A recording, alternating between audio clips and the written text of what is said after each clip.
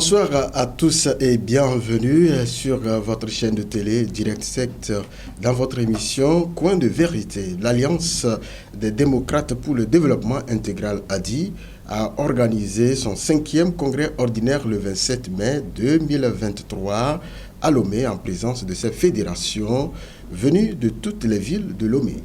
Quelle stratégie pour impulser une action plus efficiente et de l'opposition, c'est le thème choisi par Adi et le thème qui a meublé les activités de ce jour. Nous avons invité sur ce plateau le président de Adi, il est professeur Aimé Gogué. Bonsoir professeur. Bonsoir Ricardo, bonsoir aux éditeurs et aux éditrices de Direct 7. Merci d'avoir accepté notre invitation. Non, c'était un plaisir pour nous.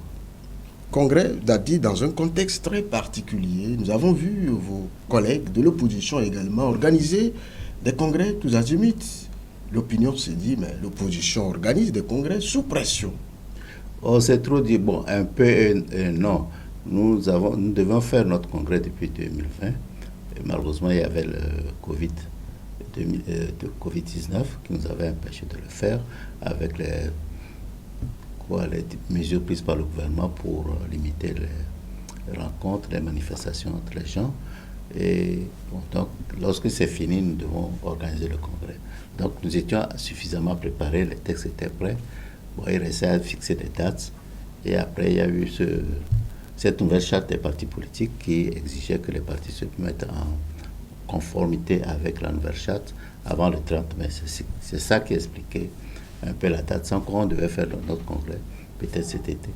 Ça veut dire que ce n'est pas donc sous pression de cette nouvelle charte qu'Adi a organisé son 5e. Non, ce n'est pas tellement sous pression. Peut-être on devait le faire d'ici 1 ou 2 mois ou plus.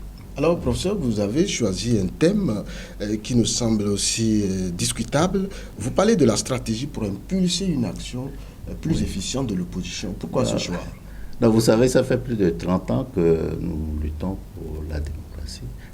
Disons la consolidation de la démocratie. Je dis, ça fait plus de 30 ans. La lutte pour la consolidation de la démocratie date. C'est depuis 1963, après le coup d'État, que les gens ont commencé. Mais il y a eu une accélération du processus de lutte à partir de 1991. Vous savez qu'à partir du 5 octobre 1990, les gens ont commencé par réclamer plus fort. Mais depuis, il n'y a pas eu de succès. Dans certains cas, il y a eu des reculs. Mais globalement, c'est un échec. Et on sait que l'opposition l'opposition, les leaders de l'opposition, les partis politiques de l'opposition qui sont devant cette lutte pour la consolidation ou bien le renforcement de la démocratie au Togo doivent jouer un rôle important. Et pour ça, les Togolais commencent par être un peu fatigués de cette lutte qui dure sans résultat. Il faut nécessairement trouver d'autres moyens pour impulser la lutte, pour accélérer l'avènement du changement. Quand vous parlez de l'échec et vous utilisez stratégie comme thème de votre congrès, est-ce que vous voulez dire que l'opposition est responsable de quelque chose? Nous sommes les leaders. Bon, la population pense en nous et répond à nos appels pour les manifestations, pour la lutte, pour la consolidation de la démocratie. Bon, lorsque vous êtes en tête d'un mouvement, il va de soi que si vous avez perdre de résultats, si vous avez des échecs, il va de soi que vous êtes en partie responsable. Peut-être pas le seul responsable, mais vous devez reconnaître que vous avez été responsable et que vous devez assumer cette responsabilité et présenter ces excuses à la population pour la remobiliser, pour mieux faire. Donc, nous sentons que nous sommes responsables. Au niveau d'Adi, nous sommes responsables en partie de l'échec et nous présentons nos excuses à la population en espérant que nous aurons la chance de faire beaucoup mieux. Vous présentez vos excuses à la population, mais il doit falloir reconnaître là où vous avez échoué et qu'est-ce qui a causé ces échecs? Non, bien sûr, on doit le reconnaître. D'abord, il y a eu, n'oubliez pas, c'est une lutte contre quelqu'un. Peut-être la personne aussi a un comportement qui ne facilite pas la lutte. Dans beaucoup de pays qui étaient engagés dans le même processus que nous, ces pays ont eu beaucoup de plus de succès que nous. Donc, il ne faut pas rejeter toute la responsabilité sur nous. Nous n'avons pas eu de la chance. Nous avons des gouvernements qui ont eu souvent recours à la violence, alors que le peuple togolais n'est pas tellement habitué au recours à la violence. Et ça, c'est la première chose. Nous avons eu face de nous à la communauté internationale qui n'a pas souvent compris nos positions. Là aussi, c'est peut-être de notre faute. Nous n'avons pas beaucoup travaillé ces rapports avec la communauté internationale. le gouvernement, il n'y a pas beaucoup d'espace pour les libertés individuelles et les libertés économiques. Vous savez, la population, la situation économique du Togo est telle que les gens ont peur à soutenir l'opposition. Donc l'opposition n'a pas tellement de ressources et ça aussi, ça a certainement joué. Quand vous parlez de l'international, on voit l'opposition est absente carrément à l'international. Est-ce que la géopolitique vous échappe? Oui et non. La géopolitique, en principe, ça ne devrait pas tellement nous échapper parce que la diaspora togolaise est très nombreuse. En principe, cette diaspora devait avoir comme rôle aussi de jouer sa partition.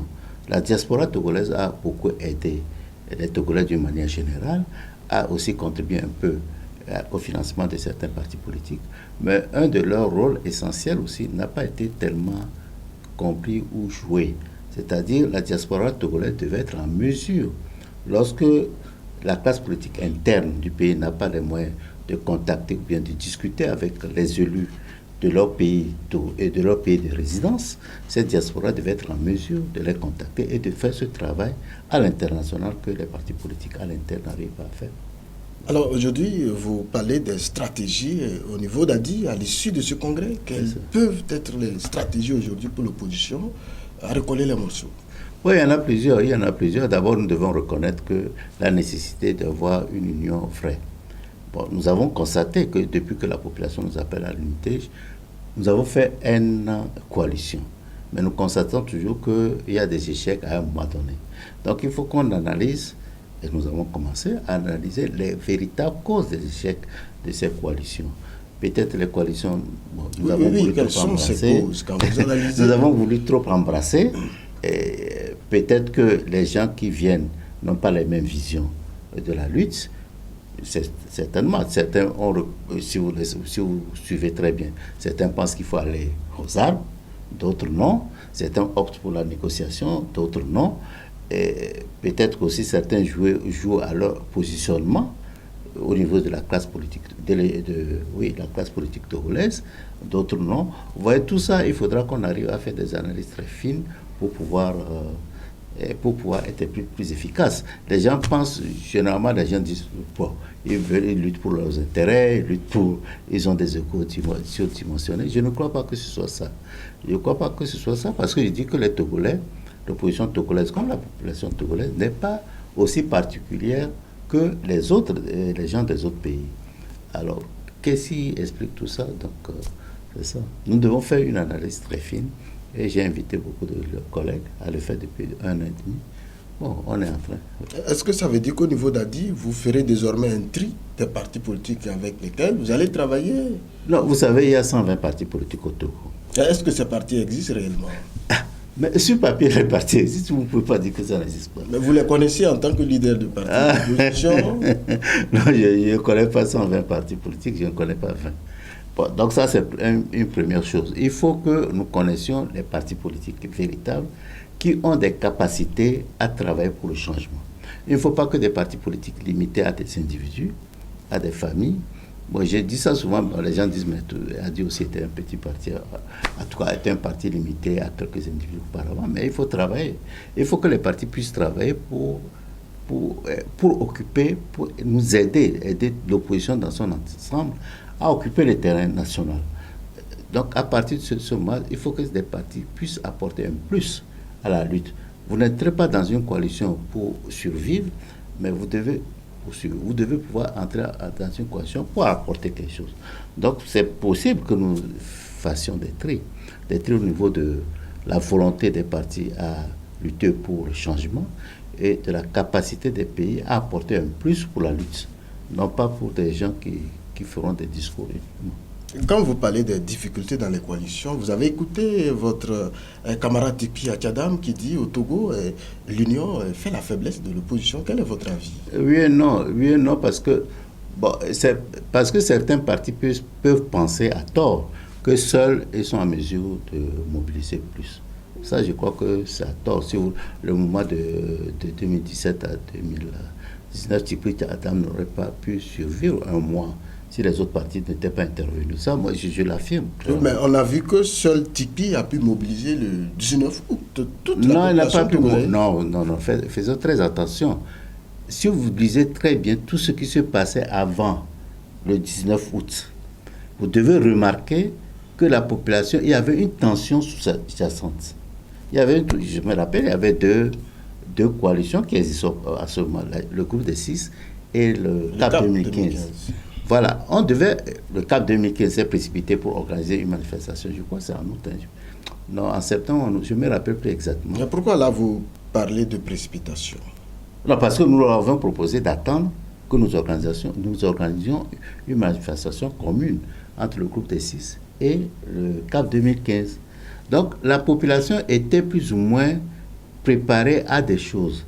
Mais je ne nie pas que Tipeee a apporté quelque chose de plus. Son langage, son charisme a été un élément qui a beaucoup mobilisé. Mais les gens étaient relativement déjà prêts pour ça, ce langage. C'est ça qui a été. Et lorsqu'il a fait le mouvement de 19, les autres partis ont embarqué et ça a pris feu. En tout cas, ça a pris feu. Ça a pris une ampleur assez considérable. Ça veut dire qu'au niveau d'Adi, l'option principale, on reste également dans l'union. Vous ne trouvez rien dans ça? Non. Nous pensons que l'union est une bonne chose. L'union doit apporter quelque chose. Adi ne peut pas seule dire qu'elle peut gagner quoi que ce soit. Non. Nous avons en face de nous des gens qui sont décidés à s'accrocher au pouvoir par quelque moyens que ce soit. Et pour y arriver, nous avons besoin d'être un peu en groupe. Il y a des coûts à ça. Lorsque vous êtes en groupe, il va de soi qu'il y a des difficultés d'harmonisation, des difficultés d'options, etc. Mais on doit évaluer les coûts et les bénéfices pour pouvoir s'engager dans une union. Alors, quelles ont été les grandes décisions à l'issue de ce congrès, les recommandations faites à l'endroit de l'opposition comme du pouvoir? Bon, pour le pouvoir, nous avons fait beaucoup de recommandations. Vous savez, je viens de la région des Savanes, vous n'êtes pas loin de là, de problèmes sécuritaires. C'est le premier.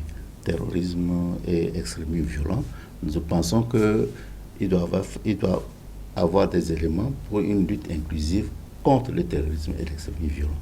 Il y a le problème de cherté du coût de la vie, il y a le problème d'emploi des jeunes, il y a le problème des inondations, il y a le problème électoral qui se passe actuellement. Vous voyez, nous sommes en train de faire le recensement électoral avec tous les problèmes qu'il y a. Vous vous rappelez que lorsque nous étions députés, nous avons introduit une proposition de loi demandant qu'on établisse les cartes d'identité nationale pour tout Togolais. Parce que notre constitution est très claire, est Togolais qui naît de père ou de mère togolaise.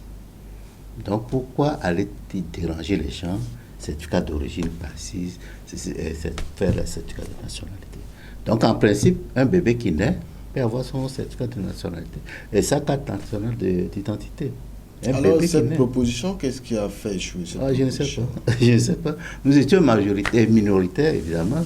Bon, maintenant, je crois que le gouvernement s'est engagé dans le processus. Il est dans une étape d'établir un numéro, j'ai oublié le nom, pour chaque Togolais. C'est déjà une bonne chose. La biométrie? Oui, mais si on arrive à avoir une carte, si tout le Togolais avait une carte d'identité nationale, est-ce qu'on allait perdre de l'argent à chaque élection pour faire le recensement électoral, pour délivrer des cartes d'électeurs? Non, la carte nationale d'identité suffirait, mais il faut l'établir à tous les Togolais, parce que je ne vois pas pourquoi il y a toutes ces contraintes. Et il y a les gens se plaignent qu'il y a beaucoup d'étrangers qui viennent se faire enregistrer. Ce n'est pas une bonne chose pour nous tous.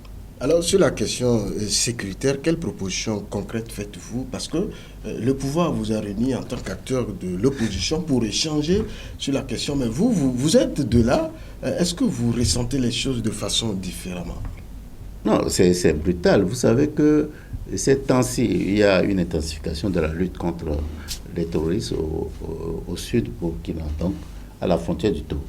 Donc ça fait qu'il y a beaucoup plus de réfugiés qui rentrent au Togo. Donc le nombre de réfugiés, le nombre de déplacés augmente, ce qui est une mauvaise chose. Et pour nous,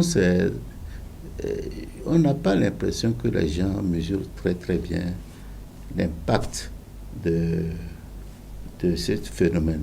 Bon, vous parlez de qui? Du gouvernement? Que ce soit le gouvernement ou bien nous qui sommes tranquilles au sud, à Lomé ici.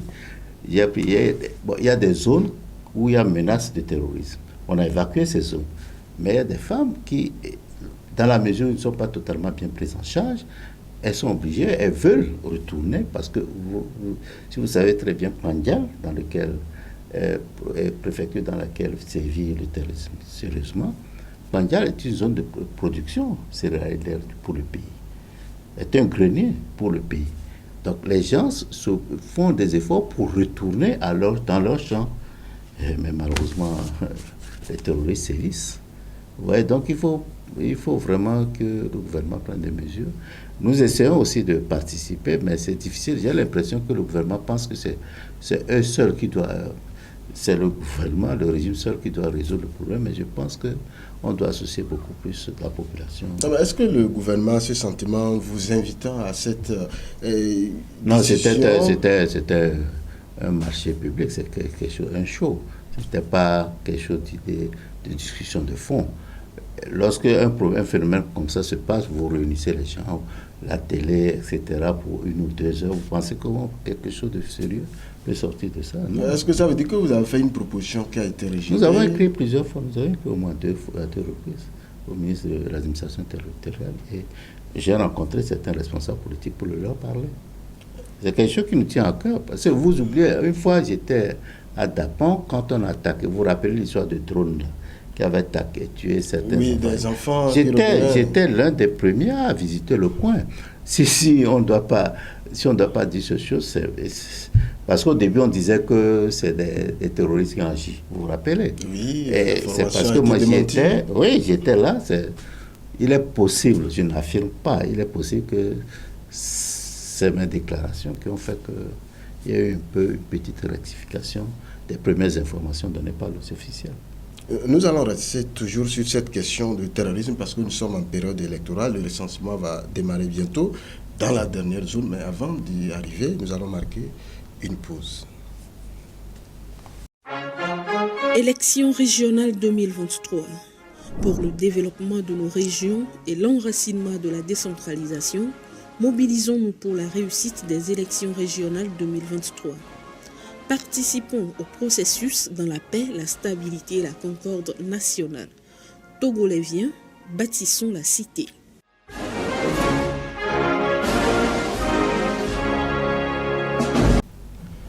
Bienvenue à vous si vous venez de nous prendre sur Direct 7. Nous sommes dans notre émission Coin de vérité. Aujourd'hui, je suis avec professeur Megogué, président de l'Alliance démocrate pour la démocratie intégrale, c'est ça, a dit?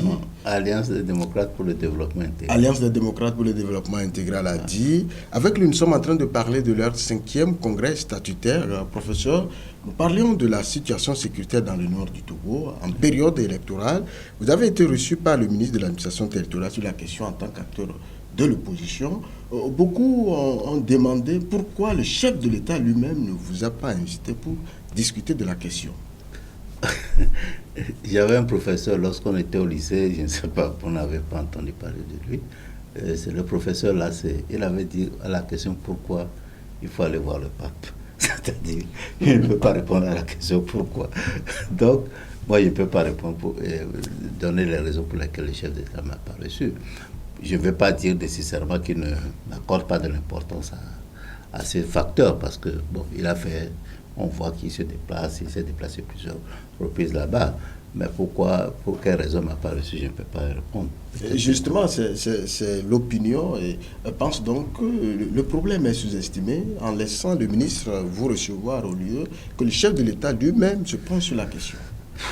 Bon, c'est ce qu'on pense, c'est ce que nous croyons. Nous osons espérer qu'à un moment donné, il va recevoir les acteurs politiques qui semblent un peu plus concernés par cet élément, parce que vous savez, bon, c'est une zone dans laquelle je suis, le parti ADI est suffisamment implanté. C'est une zone dans laquelle nous avons probablement certaines informations qui peuvent aider à lutter plus efficacement contre le terrorisme. Bon, nous sommes prêts à partager ces informations. Nous essayons, par des moyens plus ou moins pas directs nécessairement, pour les informer. Nous espérons que ça peut donner quelque chose. Pourquoi vous ne cherchez pas à le rencontrer, vous? J'ai demandé. Il a refusé? Donc je ne peux pas dire qu'il a refusé. Disons, pour le moment, je ne l'ai pas vu. Voilà. Vous avez demandé sans avoir la réponse? Je n'ai pas encore la réponse. N'oubliez pas aussi que je me déplace beaucoup. Donc il est possible que parfois, quand il veut me recevoir, je ne suis pas là. Alors, Adi est très implanté dans le nord du Togo, vous venez de le dire. Dans cette situation, les élections législatives et régionales sont en vue. Est-ce que vous pensez qu'il est possible d'organiser ces élections dans ces localités dont vous parlez de l'insécurité? Bon, c'est évident que dans les zones d'insécurité, il est difficile d'aller faire campagne, il est difficile aux populations, d'abord qui n'habitent même plus ces zones, d'aller voter. Donc ça, c'est un élément dont il faudra tenir compte. Il faudra tenir compte du fait que on ne peut pas atteindre toutes les populations. Et puis ensuite, il ne faut pas oublier qu'il y a beaucoup de réfugiés du Burkina qui sont au Togo. Comment seront-ils considérés? Est-ce qu'ils sont neutres par rapport? Certainement qu'à cause de la manière dont les recensements sont effectués, il est possible qu'ils vont grossir la liste électorale du Togo. Bon, comment... Il est possible? La probabilité est élevée, c'est pas qu'il est possible. Parce que, vous savez, plus de 80% des personnes figurant sur nos listes électorales, c'est par témoignage. Donc, si ils ont été bien reçus, mais ils pensent que c'est le chef qui les a reçus, il va de croire qu'il est possible qu'ils ne soient pas aussi neutres que l'aurait souhaité. Alors, après votre congrès, la décision d'Adi, vous participerez à ces deux élections? Oui, nous participons aux élections. Nous aurons espéré aimer que le cadre électoral soit revu. Mais vous savez, le pays, souvent, je dis que le cadre, nos textes sont relativement bons.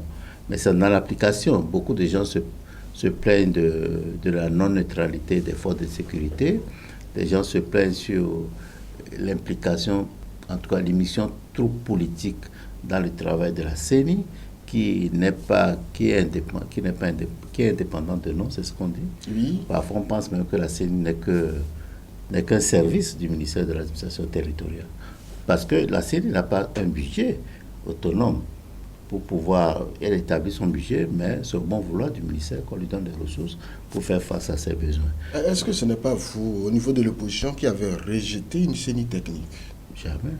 J'ai demandé une CENI technique. Mais ça ne... Parce qu'on ne peut pas parler de CENI indépendante lorsqu'il n'y a que des représentants des partis. Lorsqu'il y a des représentants des partis politiques dans l'institution, il y a une incohérence totale. Donc pour nous, au niveau d'ADI, on ne peut pas appeler ce que nous avons que des CENI techniques. Et CENI indépendante, ce n'est pas possible. Alors vous avez des représentants à la CENI, est-ce qu'ils ne vous font pas le rapport fidèle? Ils font le rapport fidèle, mais quand ils font le rapport fidèle, parce que lorsqu'il y a débat rapidement, dans la mesure où la majorité présidentielle a la majorité au niveau de la CENI, ils passent rapidement au vote. Vous ne discutez pas, ils ne cherchent pas un consensus, ce n'est pas une majorité relative, c'est une majorité simple. Donc comme ils dominent, qu'est-ce que vous voulez? Donc il n'y a même pas de débat au niveau de la CENI. Est-ce que la question de résultat doit être une question de vote en réalité? Non, c'est pourquoi il faut rechercher le consensus. Non, je parle au niveau des décisions à prendre au niveau de la CENI, dans l'organisation des élections, dans beaucoup de choses. Il faut que des discussions, qu'il y ait un consensus. Il ne faut pas que la partie présidentielle impose ses visions. C'est ça. Alors, aujourd'hui, beaucoup disent de vos collègues disent que les deux élections dans une même année, c'est budgétivore. Est-ce que vous pensez que les régionales et les législatives pour la même année, l'opposition aura les moyens? Voici, non, ce n'est pas cette question d'opposition seulement. Si on doit être sincère, nous, on avait dit les élections régionales, on n'a pas un impératif de calendrier temporel. Pour les élections législatives, évidemment, c'est prévu dans la Constitution qu'il faut faire ça tous les 5 ans, ou bien 6 ans, je sais. Tous les 5 ans, on doit faire ça nécessairement. Le calendrier républicain. Voilà. Sauf peut-être qu'on peut, s'il y a des problèmes, on peut changer. Mais les élections régionales, on n'en a pas fait. C'est prévu dans la Constitution. Mais comme on n'en a pas fait, on n'a pas eu l'obligation de le faire actuellement. Ça, c'est la première chose. La deuxième chose, peut-être ça, je réfléchis tout haut. Compte tenu de la situation politique togolaise, on peut se poser la question si les élections vont résoudre quelque chose. On le fait parce que constitutionnellement c'est prévu, mais est-ce que, vous voyez, chaque année, chaque fois qu'il y a des élections, il y a des problèmes. Chaque fois qu'il y a des élections, il y a des problèmes. Ça veut dire que la crise continue. C'est les élections qui créent les problèmes? Ça veut dire que ce soit... Non, ce ne sont pas les élections qui créent des problèmes. Ça veut dire que les élections n'arrivent pas à résoudre des problèmes qui existent. Et parfois, les élections font accentuer les problèmes parce qu'il y a des ressentiments lorsque les élections ne sont pas bien organisées. Les gens vont aux élections peut-être en espérant que le processus de décision, le processus électoral sera transparent. Et si on élit correctement les gens, si les gens sont élus de manière sincère et correcte et transparente, ça peut permettre de résoudre les problèmes. Mais lorsque ce n'est pas le cas, il va de soi que les frustrations continuent, ça s'accumule. Est-ce que les élections, c'est la bonne manière de résoudre les problèmes togolais? C'est une grande question. Est-ce que la question a été débattue au niveau de la CNAP et également au niveau de la concertation aujourd'hui? Bon, vous voyez, ce ne sont pas des questions, je suis sûr que ça a été énuméré au niveau de la CNAP, mais c'est un débat qui dépasse la CNAP. Les partis politiques, c'est fait pour aller aux élections, c'est des machines à aller aux élections, mais les élections, la résolution des problèmes togolais dépasse les partis politiques. Donc, ce n'est pas nécessairement au niveau. L'opinion doit se saisir de ce problème pour donner des indications à la classe politique togolaise. Quand vous dites que ça dépasse les acteurs, la CNAP, maintenant le niveau de l'opinion, c'est qui concrètement? C'est vous, c'est la société civile. Mais si vous ne parlez pas, vous n'avez pas posé le problème de façon claire. Le problème a été posé, mais ça ne suffit pas. Il faut que la population togolaise se sente concernée dans les débats politiques. Vous savez, actuellement, beaucoup de jeunes s'en fichent. Ils se demandent même, c'est pas possible ce qui se passe. Ils ne sont pas conscients de l'affaire politique. Or, ça les intéresse. Mais les Togolais étaient conscients à un moment donné. À un moment donné, mais depuis quelques années, j'ai l'impression que c'est plus ça. Les gens ne sont plus conscients. Ils ne se préoccupent pas du tout des problèmes politiques. C'est de votre faute?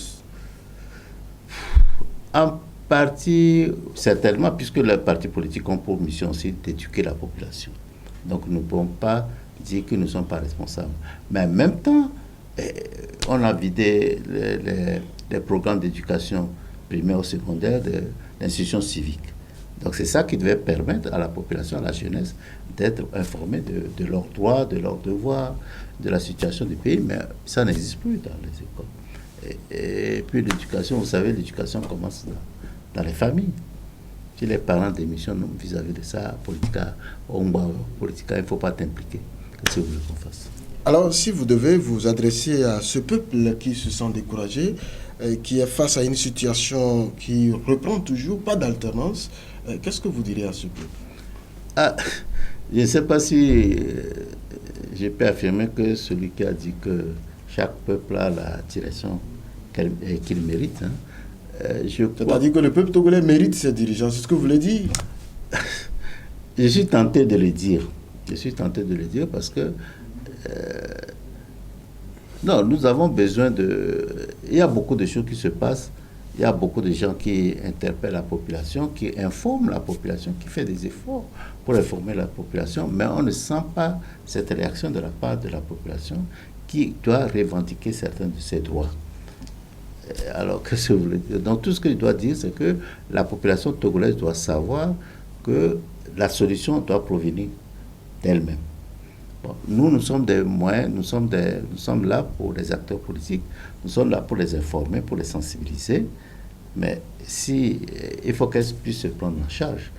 Donc c'est le message le plus important que j'ai donné. Les élections s'en viennent, il faut que, d'accord, la population, les partis politiques doivent aller à la population pour leur expliquer leur programme, mais il faut que la population aussi cherche des moyens pour s'informer de ce que les partis politiques leur disent. Vous savez, les partis politiques ont très peu de moyens, mais donc il faut que la population puisse faire des efforts pour s'informer et prendre des décisions et essayer aussi de lutter pour que leur l'expression qu'elle exprime, la population exprime à travers les urnes, que ce soit respecté. Vous ne pouvez pas aller jeter votre bulletin dans l'urne et aller vous asseoir. Si on connaît ce qui se passe au Togo, en faisant ça, vous n'avez pas participé au vote. Votre devoir aussi de cette population, surtout la jeunesse, c'est de défendre leur vote. C'est d'être présent lorsqu'on fait des dépouillements, d'être présent de lutter pour qu'on ne violente pas des représentants de certains partis politiques, parce que si on violente quelqu'un, c'est qu'on veut faire des choses contre le parti que cette personne représente. Et cela ne traduit pas la volonté populaire. Donc la population doit être prête à lutter contre les violences qu'on fait aux représentants des partis politiques d'opposition. Il faut que la population s'engage véritablement pour que le vote soit respecté.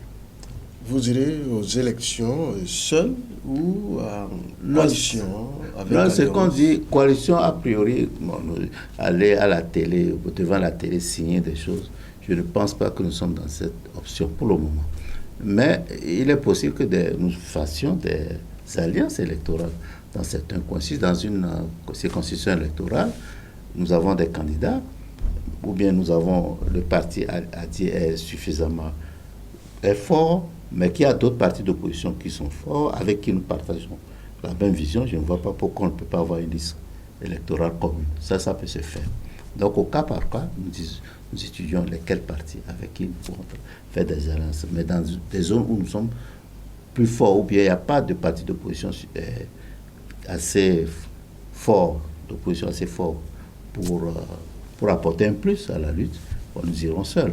Mais là où c'est possible, il y a plusieurs partis politiques qui sont forts, ou bien là où nous ne sommes pas forts, nous pourrons apporter notre appui aux partis politiques d'opposition qui sont forts. Là. Donc, les alliances ne sont pas exclues. Mais signer des coalitions pour le moment, il faut qu'on y réfléchisse, parce que ça fait des engagements où souvent nous voyons que les gens ne respectent pas. Alors, Monsieur le Président, quel sera votre mot de la fin? Mon mot de la fin, j'espère que le Togo, je souhaite pour le Togo la prospérité, que nous laissons cette crise derrière nous. Vous savez, ADI est un parti de non-violent, et pour nous, c'est très important que nous ayons une vie citoyenne entre nous qui s'améliore au lieu de cette division que nous voyons dans la population. Je crois que, et ça je suis convaincu d'ailleurs, que beaucoup de Togolais qui soient d'unir aux deux partis d'opposition aspirent à ce changement que nous souhaitons tous. Donc j'espère que je souhaiterais véritablement que même les militants unis qui ne sont pas satisfaits de la gouvernance actuelle de ce pays fassent un peu plus d'efforts pour manifester leur volonté de changement. C'est le vœu le plus sincère que j'espère. Merci à vous tous qui êtes restés à l'écoute de cette émission. Nous sommes donc arrivés à la fin. J'étais avec professeur Aimé Gougué, il est le président de ADI, Alliance des démocrates pour le développement intégral. Avec lui, nous avons parlé de leur 5e congrès statutaire. On se retrouve dans un prochain numéro. D'ici là, portez-vous bien. Bye bye.